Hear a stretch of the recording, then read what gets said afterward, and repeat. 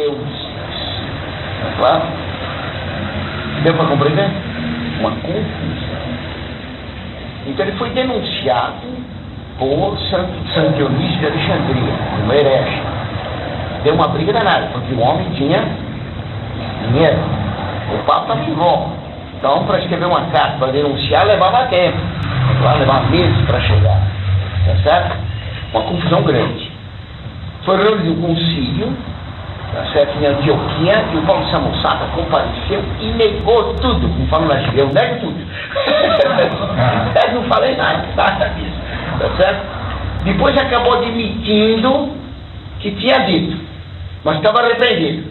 Tá claro? E escapou da condenação. Depois houve o terceiro concílio de Antioquia, e aí ele foi excomungado e condenado. Tá certo? O Santo Dionísio de Alexandria fez algumas 14 excomunhões contra os erros dele. Certo? Ele foi condenado, mas não saiu de Antioquia. Foi deposto de vista de Antioquia, mas ele ficou morando lá. Não quis sair. E com dinheiro fazia muita agitação. Até que o imperador romano, esqueci o nome dele, o imperador Aureliano, acho que era.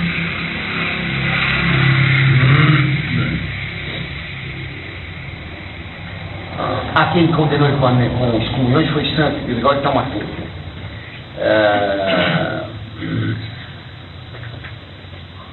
O imperador Aureliano é que expulsou ele de Antioquia à força. Pegou ele depois para fora. Mas levou muito tempo. Tá? Continua havendo, então, entre os bispos, uma divisão. Então, eu vou passar limpo aqui para vocês compreenderem bem.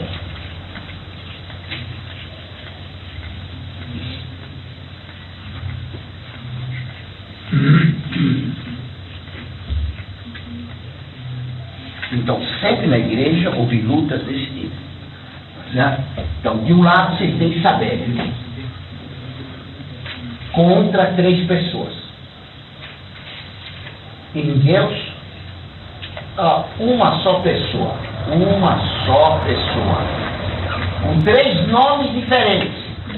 Pai, Filho e Espírito Santo. 3 funções diferentes. O Pai é o mesmo Filho. O Filho é o mesmo Espírito Santo. É outro nome do Pai. Mas não são 3 pessoas distintas. Certo? Só tem um Deus, uma só. Há um só Deus, uma só pessoa. Em Deus, uma só pessoa. Uma só pessoa. E não 3 pessoas. Tá certo? Uma só substância.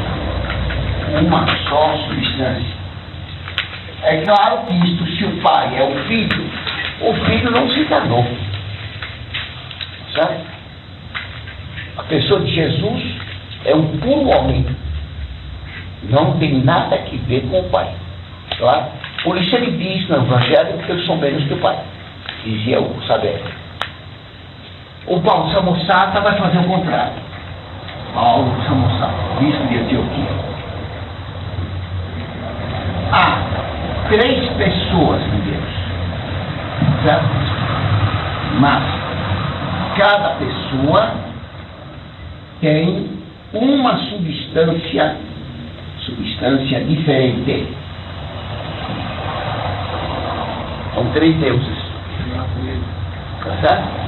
Mesma natureza. Tem a mesma natureza, mas não temos, são 3 substâncias, não é uma só substância. Tá certo ou não?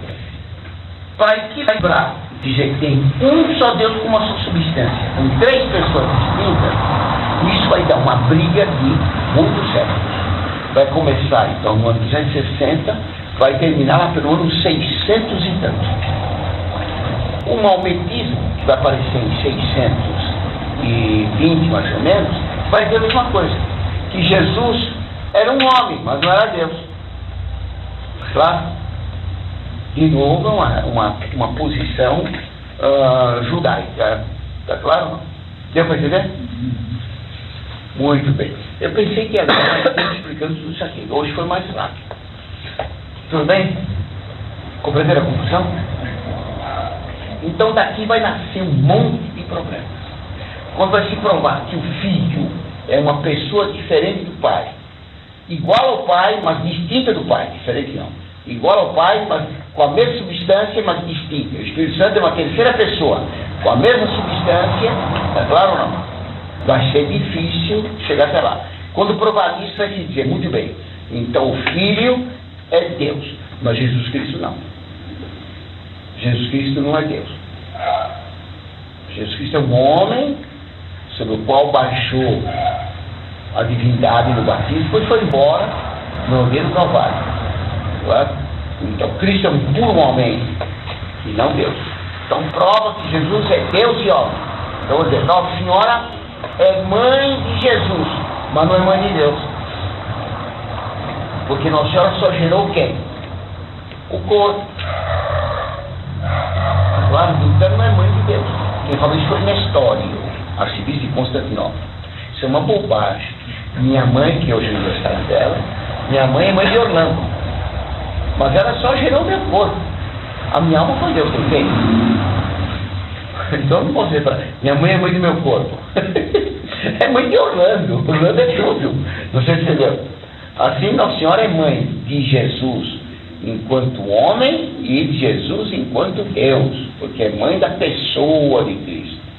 E em Cristo tem uma só pessoa, com duas naturezas, natureza divina e humana. Então aqui entram vários conceitos: o conceito de pessoa, o conceito de natureza e o conceito de substância, que convém saber bem. Cristo, Deus e homem, ele tem uma só pessoa, com duas naturezas, claro não? Tá certo? Ele tem a mesma substância divina que Deus, tá certo? Diz nós dizemos do credo, gerado, não criado, luz da luz. Santo Dionísio explicava bem, ele é como o raio que sai do sol. O sol é luz. O raio que sai do sol chega até nós chamamos de sol. E nós dizemos que o sol entrou pela janela, mas o sol está lá em cima. O sol não arrebentou a janela, só entrou a luz. A luz emitida é o sol. Está claro? Ele dá outro exemplo, Santo Dionísio. Entre a fonte e o rio, não há distinção de substância. Que a substância sai da fonte e a substância do rio, a mesma água. Está claro? Não são duas coisas separadas. Cristo veio de Deus, é a substância de Deus. Está claro ou não? O rio e a fonte são distintas, mas tem a mesma substância. A água da fonte e a água do rio é a mesma. Assim, Cristo, Filho de Deus, tem a mesma substância do Pai. Ele dá outro exemplo que não é tão preciso, entre a semente e a árvore. A árvore é da semente. A natureza última da árvore está na semente já. Está claro ou não? Por isso que nós dizemos que Cristo é luz da luz, tá certo? Gerado e criado, consubstancial ao Pai. Homoousios, quer dizer consubstancial. Está claro? A minha inteligência faz parte da minha substância. Está claro ou não? Cristo, inteligência de Deus, tem a substância de Deus. Então, em Cristo, eu vou repetir isso aqui, Jesus Cristo, ele tem duas naturezas. Primeiro, natureza divina. Natureza divina. Ele é Deus. Como natureza divina, ele tem tudo que tem Deus. Deus tem inteligência divina. Então, Cristo sabia tudo como Deus. E tinha vontade divina. Certo? Então, ele mandava o vento parar, o vento parava. Nenhum homem pode mandar o vento parar. Tá certo? Bem, e ele tem natureza humana. Natureza humana. Como natureza humana, ele tem tudo que nós temos. Ele tem corpo como nós. Ele tem alma como nós. A alma dele tem inteligência humana. A inteligência humana, nós nascemos sabendo falar ou não? Já temos inteligência, mas ela não está atualizada. Então a gente vai aprendendo a falar. Cristo também, como homem, não sabia falar, aprendeu com Nossa Senhora. Mas ele era a palavra de Deus, a inteligência de Deus. Então ele era Deus e homem. Quantas inteligência havia em Cristo? Quantas inteligências em Cristo? Duas inteligências. Por isso ele diz, quando pergunta o fim do mundo, Ele diz, na terra, nem o filho do homem sabe como será o filhinho. Mas como o filho de Deus sabia. Ele era filho de Deus e filho do homem. Descendente de Adão e de Davi. Filho de Davi. Certo? Ele tinha vontade humana. Vontade humana. E tinha sensibilidade humana. Então ele sentia, quando morreu Lázaro, ele chorou com os olhos, porque a alma dele estava triste. Na paixão ele diz, minha alma está triste, com a sensibilidade, até a morte. Deus não tem sensibilidade, Deus não sente medo, Deus não sente tristeza, Deus não sente raiva, Deus não sente amor. Nosso Senhor sentia amor. É claro? Além dessas duas naturezas, ele tem uma só pessoa, o Filho, segunda pessoa da Santíssima Trindade, a sabedoria de Deus, a inteligência de Deus. Cristo é a inteligência de Deus feita homem. Está claro isso? Quem entendeu isso aí, levanta a mão. Vamos lá, coragem. Pelo menos tem coragem de levantar a mão. Quem não entendeu, tenha coragem. Não precisa ter coragem. Alguém não entendeu o que é explicar melhor? Tudo bem? É uma coisa que eu não entendi. Pois não. A professora de filosofia não entendeu. Diga. Não, mas aí não se pode dizer então que Deus... Dizer que Deus tem a mesma... Três pessoas divinas têm a mesma natureza, isso não, é a mesma substância. Nós temos a mesma natureza. Eu, você e ele. Temos a mesma natureza, mas não a mesma substância. A sua carne é a sua. Eu tenho carne. Eu posso estar queimado do sol, você não. Você tem mais melanina que eu. Tá claro ou não? Eu tenho menos. Certo? Eu tenho câncer, você não tem. Eu sou careca, você não tem. Certo? A substância é diferente. A substância que constitui um ser concretamente. Então, a substância do Pai, do Filho e do Espírito Santo é uma só. Pois nós dizemos em nome quer dizer a substância. Tá certo? Se nós dizemos que Pai, Filho e Espírito Santo têm a mesma natureza, são três deuses. Está errado? Nós temos a mesma natureza, somos três. Temos a mesma natureza, somos 19 aqui. No Brasil, todos temos. No Brasil tem a mesma natureza, somos 180 milhões. Em Deus não é assim, não. Tem uma só substância. Porque tem um só Deus. Está claro? Deu para entender? Por que Cristo se tornou homem? Está claro? Como terminou a aula, antes do que eu pensava. Então, agora vocês vão ver aí, né? Vai ser divertido. Mas por que Cristo se tornou homem? Então, por que ele é o nosso Redentor? Certo? Então, por que Cristo aparece? Por que Cristo se tornou o nosso Redentor? Porque ele se encarnou. Porque Deus, o Filho de Deus, se fez homem no seio da Virgem Maria. Cresceu como homem. Claro? Não sabia andar no começo, depois começou a andar, começou a falar, cresceu, se tornou adulto.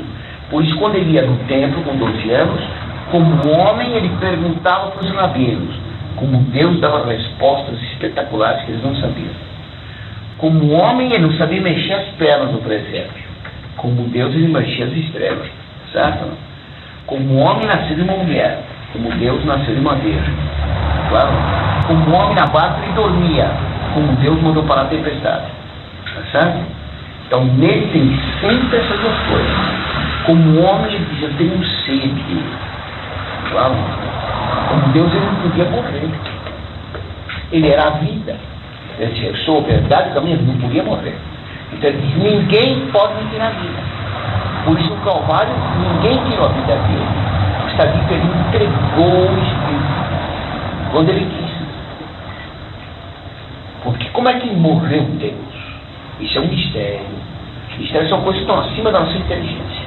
O mistério da encarnação, paixão e morte de Cristo é que nós afirmamos quando fazemos o sinal da cruz. Ora, por que ele quis ficar homem?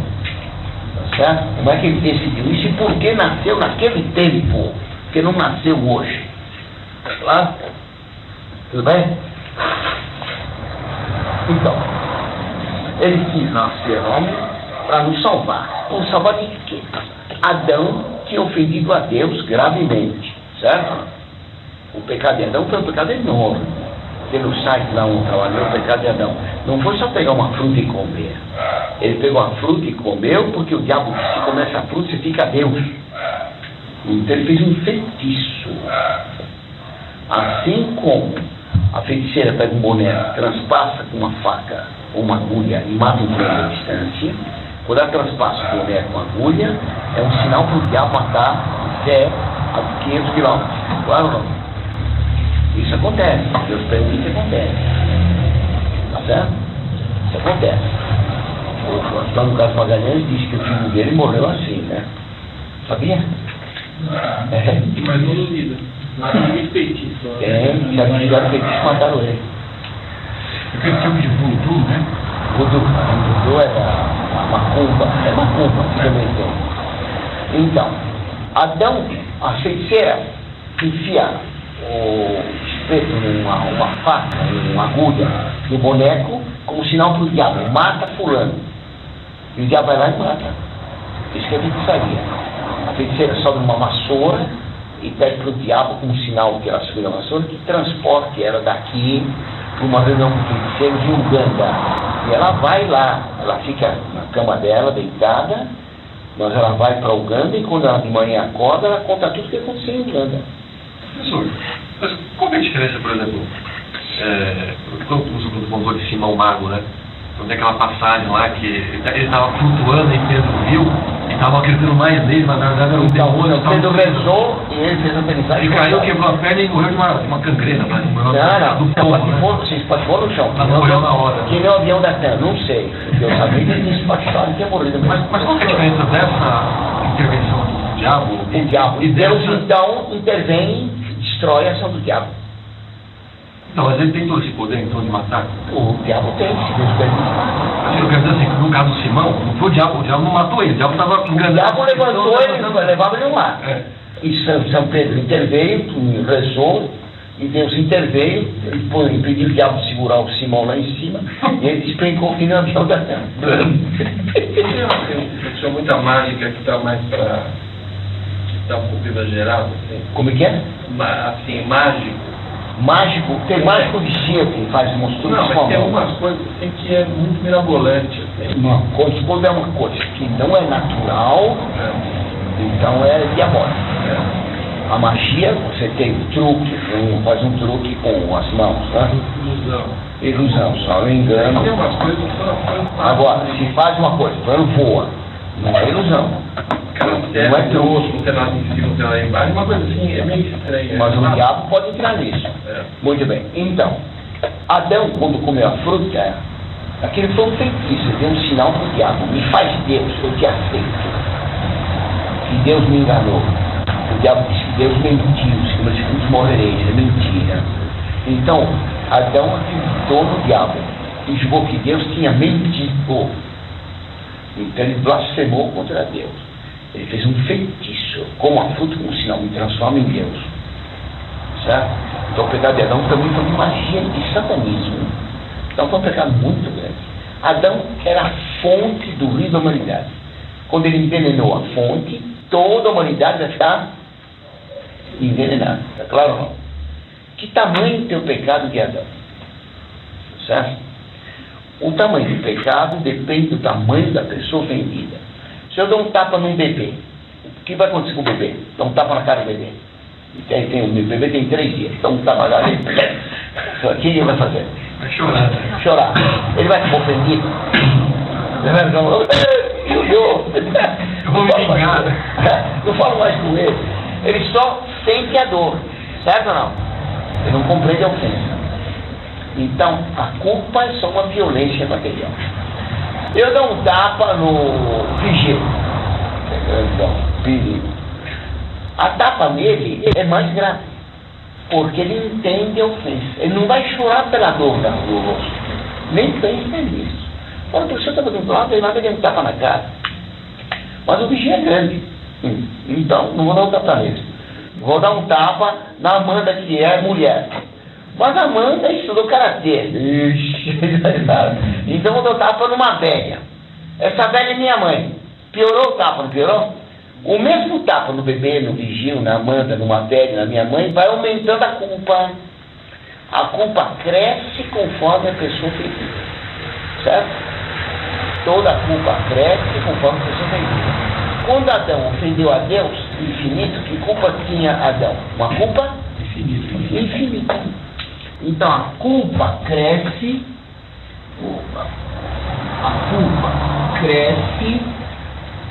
conforme a pessoa ofendida. Então, a ofensa de Adão, a culpa de Adão contra Deus era infinita. Era infinita. Vou representar essa culpa por uma reta enorme, sem fim. O merecimento de Adão, como é que era? O mérito de Adão. O mérito de Adão era um mérito humano. Tá certo? Então, era finito. Vamos representar por esse pinguinho aqui. Com esse pinguinho, dá para pagar essa dívida? Não dá. Se junta o meu pinguinho também, finito. Você não tem que pagar. Junta o mérito dele, dela, de todos nós. Finito, mas finito, dá finito. Nunca os homens podem pagar. Quando Adão pecou, ele danificou a natureza humana de tal maneira que ofendeu a Deus infinitamente. E nenhum homem podia pagar essa culpa. Certo? Porque todo homem é finito. Se juntar o mérito de Nossa Senhora, ela é ser humano finito. Junta o mérito de todos os anjos, finito. Finito, mais finito, dá finito. Mas claro não dá infinito. Só Deus tem mérito infinito. Só Deus tem mérito infinito. Então o homem nunca podia pagar dívida. Só podia pagar se Deus ficasse homem. Está claro? Porque sendo Deus tinha mérito infinito. Sendo homem, se ele aceitasse pagar os pecados de Adão, meu, teu, dele, aí pagava o pecado de todo mundo. Então por isso que Deus montou esse plano. De o filho dele se tornar homem. Sendo natureza divina, tinha mérito infinito. Sendo homem, era um homem que pagava a culpa do homem. Está claro? Por isso Pilato apresentou ele. Eis o homem. É o homem pagando a culpa do homem. Ele era o homem absoluto. O homem perfeito. O homem como Adão tinha sido feito. Ele era o homem. Com um O maiúsculo. Por isso ele pensou, eis o homem. Ele não chamou eis Jesus, eis o homem. Ele era um homem por excelência, que representava toda a humanidade. Por isso tinha que ser condenado pelo maior poder do tempo, do governo do mundo, o Império Romano. Então todo mundo civilizado foi unido sob um só imperador, para condenar o homem. Então, como homem, ele assumiu a minha culpa, todos os meus pecados. Tá claro? Os pecados do PC Farias, os pecados de roubo de todo o PT, os pecados de decência da Marta, tá claro? Os pecados do Kassab, os pecados do Paulo Maluf. Assumiu todos os pecados e se ofereceu para pagar os pecados como se ele fosse o único criminoso, o único ladrão, o único blasfemo, o único indecente, o único bêbado, o único canalha. Por isso ele foi tratado por Deus daquela maneira. Está claro ou não? Então ele pagando a nossa culpa, ele nos livrou, o mérito dele infinito, pagou a culpa infinita. Por isso, ele é o Redentor de todos os homens. O mérito dele serve para todos os homens. Tá claro? É com o mérito que ele deposita na nossa conta, junto de Deus. Mas eu só aproveito se eu tiro o dinheiro da conta, se eu aceito os méritos dele. Então tem que aceitar o batismo. No batismo, o Padre derrama água, derrama o sangue de Cristo na nossa cabeça, os méritos de Cristo, que pagam todos os pecados. Tá claro ou não? Todos os sacramentos, a confissão, a comunhão, vem pelos méritos de Cristo. Por isso na missa sempre se fala pelo mesmo Jesus Cristo nosso Senhor. A gente pede por meio do mesmo Cristo, que paga todos os pecados nossos. Então ele é nosso Redentor. o que nos livrou da dívida. O homem, quando está em pecado, antes de ser batizado, ele está em poder do diabo. Por isso, o padre, quando batiza a criança, expulsa 3 vezes o diabo. 3 vezes. Paulo VI tirou essa expulsão do diabo do batismo. Depois fez um discurso e disse: acho que agimos mal tirando o exorcismo do batismo. E não voltou a colocar. Inacreditável. Acho que agimos mal. E não voltou a colocar. Então, o medo de Cristo ser definido vale para toda a humanidade. Se tiver gente no planeta Mongo, vale também. Mas claro, é infinito. Mas só aproveitam alguns. Por isso ele diz que esse é o caso do meu sangue derramado por vós e por muitos. Porque nem todos aproveitam, nem todos estão batidos, nem todo mundo se confessa, nem todo mundo comunga, nem todo mundo reza, nem todo mundo se arrepende. Então ele salvou, com o mérito dele, salvou todos os homens.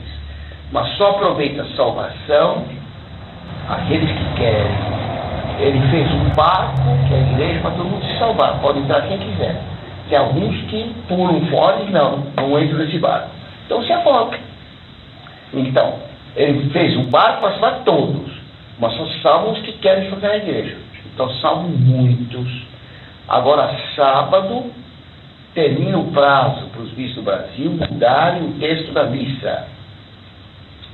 Há 2 anos o Papa decretou que tem que mudar o texto da missa, onde está escrito: este é o cálice do meu sangue, derramado por vós. Agora dizia por todos, tem que trocar. Não é todos, é por muitos. O mérito é para todos, mas o sangue de Cristo é aproveitado por muitos, não por todos. Quem não quer se confessar, não quer comungar, não quer se batizar, não é salvo. Quem está fora da igreja morre afogado. Quem está fora da arca morria afogado. Quem está fora da igreja não tem salvação. Está claro? Então Cristo é o redentor, ele pagou os nossos pecados, ele é o nosso libertador do pecado, não o libertador da exploração capitalista americana, como diz o Frei Bob. Está claro isso? Compreenderam então o que é isso? Tudo bem? A maior parte dos padres não sabe isso. Eu conheci um monte de padres, perguntando o que é ter redenção, eu disse: não sabe. Como é que Cristo pagou os nossos pecados? Ele pagou porque era Deus e homem. Sendo homem, ele assumia a minha culpa. Em vez de Deus me punir, Cristo tomou meu lugar. Cristo tomou meu lugar. Então, todos os crimes que eu fiz, ele disse, são meus. Então, ele foi posto na cruz com todos os nossos pecados. Claro? Por isso está dito na Bíblia: maldito aquele que pende da madeira. Professor, uma dúvida nessa coisa. Pois não. Está em Araras. Eu fui no batizado de adulto já, né? Aí o padre falou o seguinte: eu não entendi.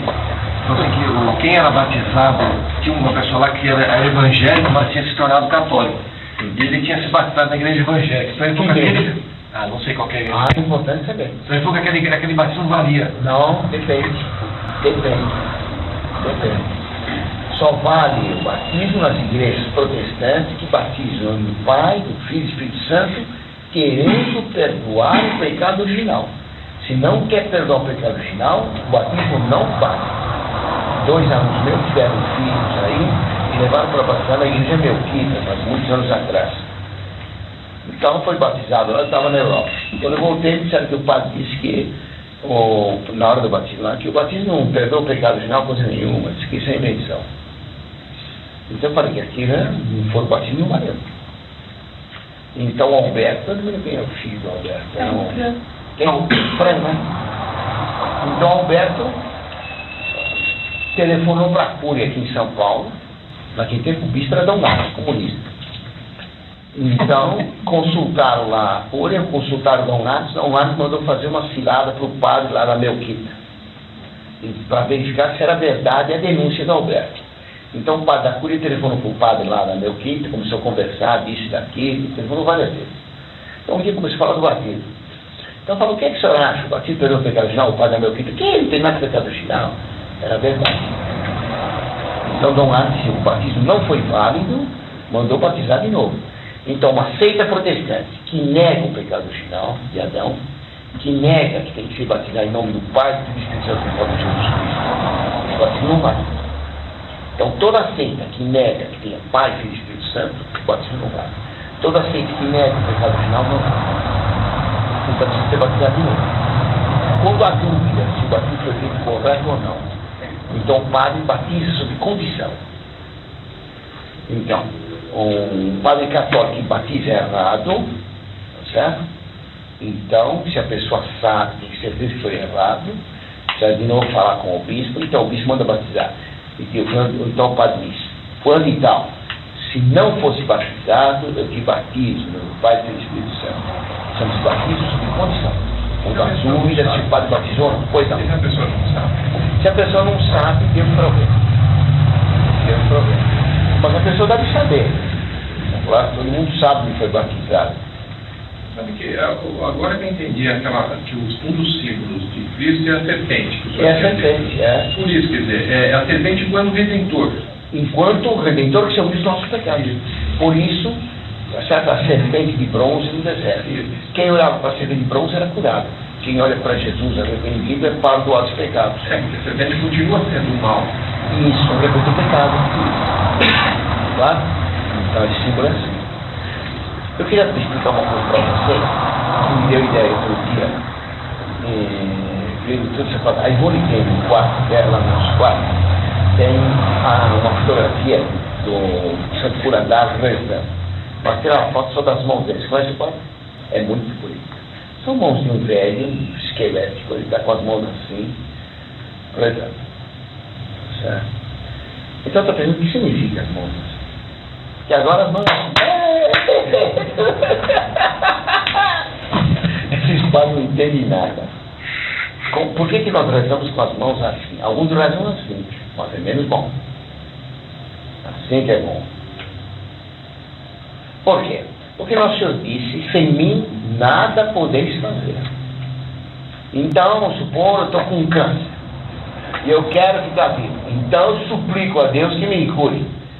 Tá? Então peço com muita força, como morrer depois da manhã, me cura já. Está claro ou não? Peço com muito ardor. E por que põe as mãos? Isso é automático. Porque o homem sabe que não pode fazer nada. Só Deus pode nos curar. Está entendendo ou não? A gente pede perdão assim. Porque só Deus pode nos perdoar. Eu não posso fazer nada. Nós não temos poder para fazer coisa nenhuma.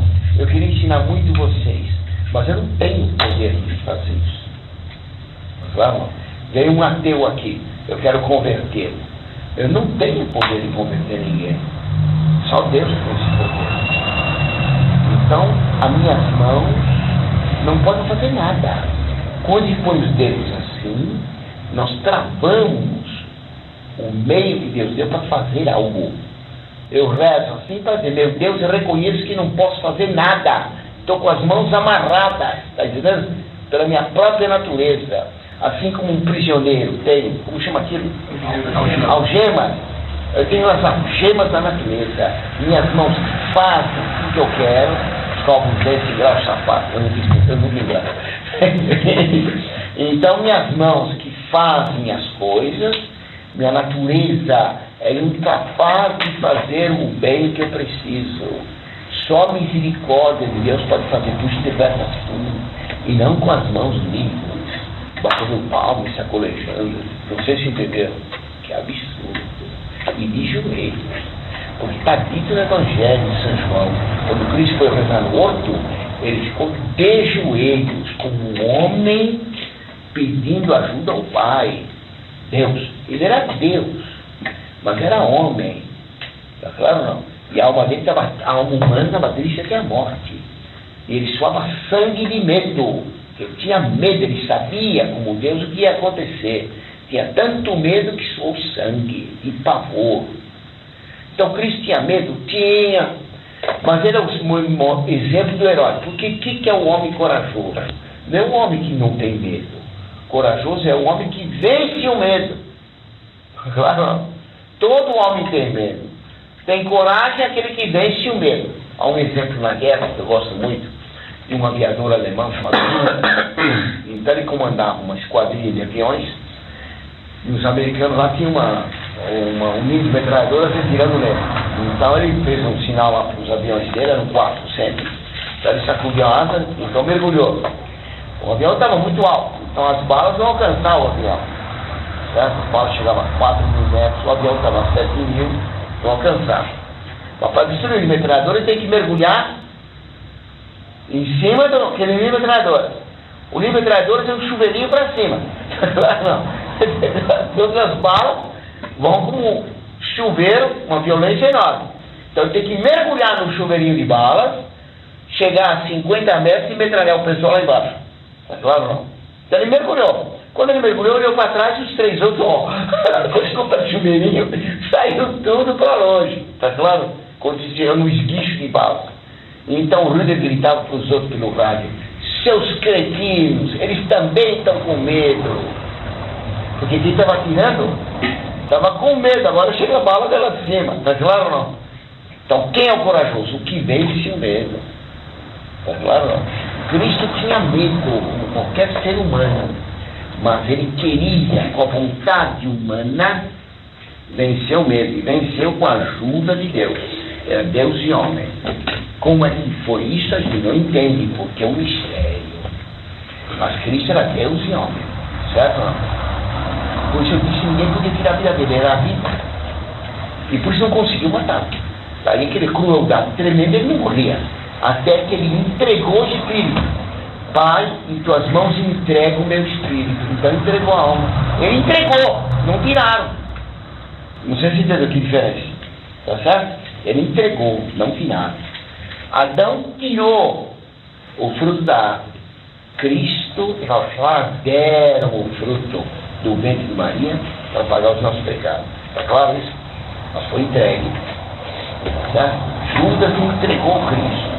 Porque Deus permitiu. Ele entregou a vida porque... Tudo bem?